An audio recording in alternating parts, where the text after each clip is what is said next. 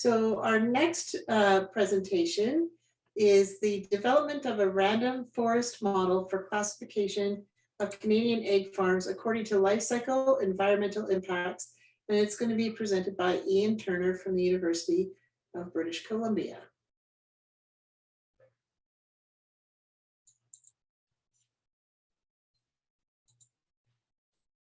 All right, thank you very much. I hope everyone is able to hear me and see my slides okay right now. Thank you again for the introduction, and hello everyone. My name's Ian Turner. I am a PhD candidate working under Dr. Nathan Peltier in the Food Systems Prism Lab at the University of British Columbia in Kelowna, BC. I'll be talking to you today about some recently completed work from myself and some colleagues aimed, as we said, at developing some machine learning models for classification of Canadian egg farms according to their environmental impacts. I'll begin first with a little background on the Canadian egg industry. So each year, the industry produces in excess of 789 million dozen eggs on roughly 1,200 farms spread across the entire country.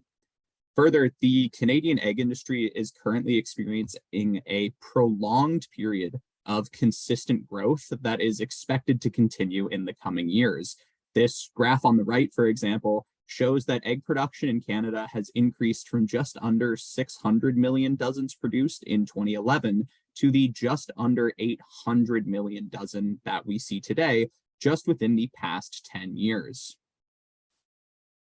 Food systems are, however, key drivers of environmental change. And while egg production systems have relatively low impacts compared to other livestock systems, such as beef or dairy, these impacts are still much higher than those of non-animal derived foods. That being said, in recent history, egg farming in Canada has made substantial progress in reducing environmental impacts per unit of eggs produced. One study, for example, found that compared to the mid-20th century, greenhouse gas emissions from egg production have decreased by as much as 72% per ton of eggs produced due to advances in things like the technologies used and genetics. Another study published more recently indicated that further reductions in environmental impacts may be possible with increases in feed and pullet use efficiency, which could result in further decreases in greenhouse gas emissions of about 10% per ton of eggs produced. While these results are promising, however, given the current trends in egg production that we're seeing in Canada, it's clear that further improvements are necessary for eggs to continue to be a sustainable component of Canadian diets. This, of course, then leads to the big question: how can we continue to produce eggs with lower environmental impacts? Traditionally, we assess these environmental impacts using a method known as life cycle assessment, or LCA, which may be defined as the compilation and evaluation of the inputs, outputs, and potential environmental impacts of a product system throughout its life cycle. Most importantly, LCA is a multi-criteria assessment tool, which means it's capable of simultaneously assessing multiple different environmental impacts, such as carbon footprint, water eutrophication and acidification, ozone layer depletion, and many others. In answering sustainability questions for the egg industry, we're looking to take advantage of a revolution that is currently sweeping the agricultural field, namely the big data revolution. So very broadly, big data refers to the generation of data sets that are larger in size, with more variety, and that are being collected faster than previously possible. So across the country, egg farmers are taking advantage of automated systems capable of controlling, monitoring, and recording barn conditions, production levels, environmental data, and all kinds of other information down to the minute, which could be potentially useful in sustainability decision making. The question then becomes, how exactly do we harness this data? Using this data is within the purview of what's known as machine learning. So put most simply, machine learning is using computers to mimic the data processing and decision-making capabilities of humans. Machine learning has become increasingly common in agriculture in recent years, particularly with respect to crop systems, in which farmers can place sensors in the ground throughout their fields to monitor conditions in real time and adjust practices accordingly. This has become known as precision agriculture, and the livestock counterpart, known as precision livestock farming, is by comparison still relatively underdeveloped but quickly growing. Now, machine learning can be used to investigate all kinds of different questions, ranging from prediction to optimization to the type of question that we were interested in with this work, classification problems. So classification problems, as the name suggests, deals with sorting individuals into two or more discrete groups based on some decision boundary that can be identified between them. So in the figure on the right, that decision boundary is represented by the dashed red line. So with all of this in mind, we began to wonder if there was a way that farmers could quickly and roughly estimate their environmental impacts relative to their peers and to industry norms. We viewed this first as a classification problem in which we aim to sort farms into three categories, namely high impact, average impact, and low impacts. To begin doing that, though, we had to first determine what was meant by each of these classes. So what exactly are high, average, and low impacts? To figure this out, we began by generating individual LCA models of 159 Canadian egg farms distributed across the country and across different production systems using data that we collected during the summer and fall of 2019. Together, these LCA models resulted in just under 1,600 individual estimates of different environmental impacts. Following this, we then used another type of machine learning algorithm known as a clustering algorithm to identify groups of farms with similar environmental impacts, more specifically, our high, average, and low impact groups. So these groupings are shown in this figure on the right, in which the group outlined in green is the low impact group. The largest group in the middle, outlined in blue, is the average impact group. And the smallest group on the rightmost side of the figure, the outlined in red, is the high impact group. Once we had these groupings, we could start to develop classification models to see if we could recreate them. To do so, we used another type of machine learning model known as a random forest model. Now, again, put simply, random forest models are not just a single model like so many other types of machine learning. Rather, what random forest models do is they generate many, many different models. So in our case, 100 different models, and then aggregate each of them together to generate one holistic model, using the logic that the aggregated model made up of the 100 individuals will actually perform better than any of the individual components would on their own. So we first began by fitting a model that took into account information like housing system and manure management system and other predictor variables, some of which we already know are highly correlated with increases or decreases in environmental impacts. Given this knowledge, it was not particularly surprising that this first model performed exceedingly well and was capable of perfectly classifying each farm that we tested it on into its appropriate high, average, or low category. We know, for example, that the use of liquid manure management systems leads to higher environmental impacts. This made us wonder, however, if we could develop a second model that also performs well without using the data that we know are important in determining the environmental impacts of farms. This led us to the generation of our second random forest model, this time not including any variables related to housing or manure management systems or any variables that could be considered proxies for them. So space allowance, for example, was not included in this model because we know that space allowance could be highly correlated with specific housing system type.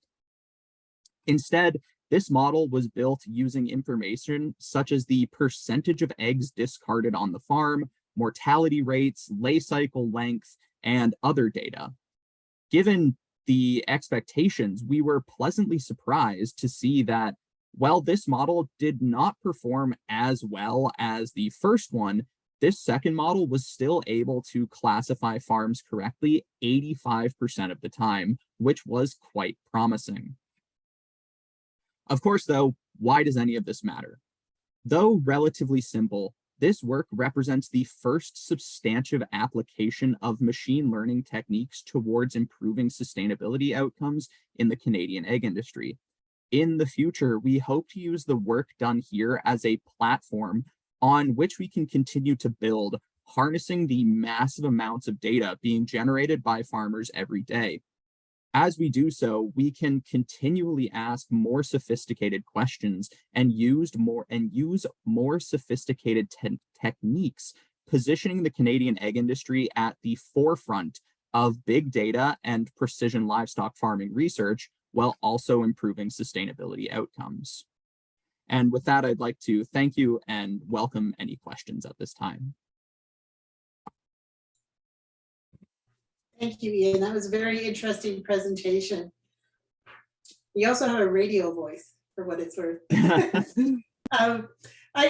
If anybody has any questions, please, again, add them to the question and answer box. There is a question here. It says, how did you test the predictive performance of your models? Yeah, so at this point, predictive performance was based solely on misclassification rates. So basically, we have the specific group that every farm should be part of according to our clustering algorithm, and we saw if the predictive models put it into that group correctly or not. Okay. And then are you proposing solutions to farmers based on the result output from the model? So specifically this model, no. I would really like to emphasize the last point that I made, which was that at the end of the day, this is still relatively simple. And machine learning and the kinds of questions and techniques that you can use is just a massive sandbox that you can play in and find all kinds of questions that you wouldn't even necessarily have thought possible to ask.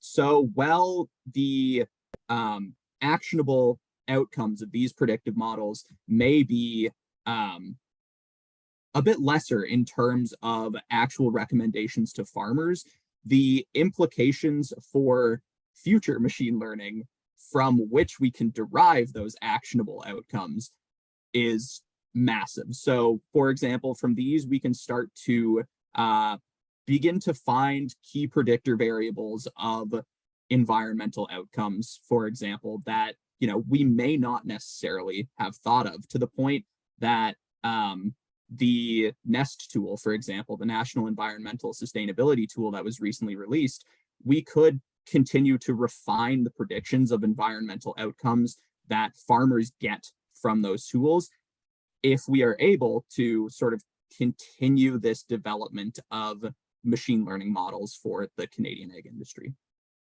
I hope that answered the question.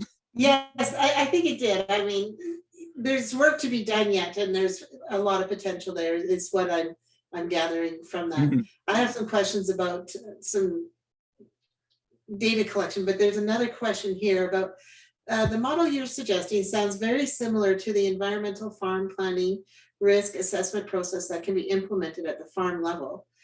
How is what you're proposing an improvement on this? Is this more of a system level analysis rather than a farm level? Yes. So at this point, the individual LCA models that we developed, at this point, it is strictly farm level because we kept sort of all of the background stuff the same across them. So, for example, we didn't exactly account for the location of the farm. So as Louise mentioned, we didn't, in this case, account for regional differences in feed formulations. The idea in the future, however, is that these kinds of models could very well be expanded, so that at the end of the day, for example, those groupings that we found may start to change a little bit as we take into account things like differences in feed formulations, or any other kinds of regional characteristics, things like that. So currently, I will admit I am not familiar with the environmental farm planning risk assessment process. But if it is a farm level tool, I would say at this point, this model is also technically a farm level tool, but has the potential to expand beyond that and to start being a complete system level tool. Good. My question was going to be that, models depend on the data that goes into them, and the more data and the more parameters you measure, the better the model gets. So I was going to ask you, what kind of parameters might you include to make, this modeling a better process? But you touched on a few of them. Are there other things that you think, boy, we really should be including this that might be relatively easily accessible at this point? The biggest one that I can think of that I wish we had access to would be sort of climate data, temperatures within the barns, temperatures outside, because we know that those will directly impact on things like feed conversion ratios.